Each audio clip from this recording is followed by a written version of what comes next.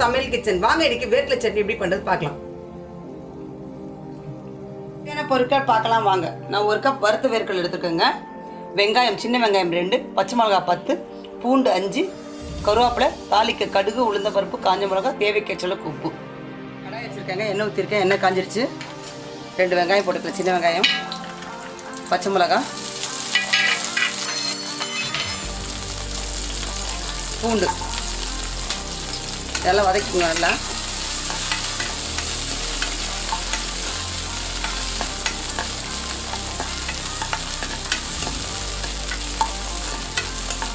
காரம் கம்மியாக வேணால் கம்மியாக போட்டுக்கோங்க.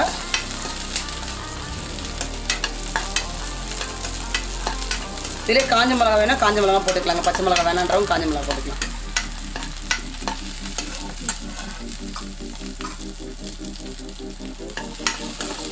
இப்போ இது பவுலுக்கு எடுத்துக்கிறேங்க.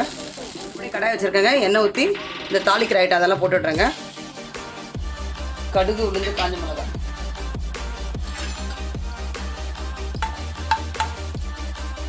கடுகு பொரிஞ்சிச்சுங்க. இப்போ இந்த கருவேப்பிலை போட்டுடுறேன்.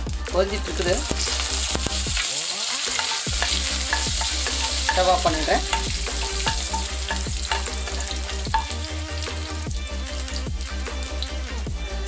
அதில் இந்த வேர்க்கடலை போட்டுறேன். வறுத்து வேர்க்கடலை போட்டுடுறேன்.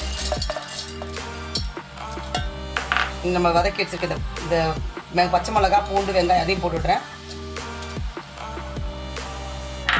உப்பு, தண்ணி ஊற்றி அரைக்கணுங்க. அதுக்கப்புறம் தண்ணி ஊற்றிக்கிறேங்கண்ணா. மிக்ஸி ஓப்பன் பண்ணுற பாருங்க. நல்லா நைஸாக அரைச்சாச்சு. இப்போ இது பவுலுக்கு எடுத்துக்கலாம்.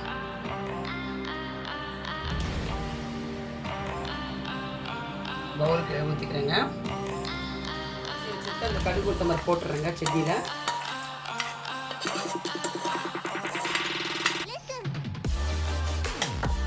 மிக்ஸ் பண்ணிக்கோங்க.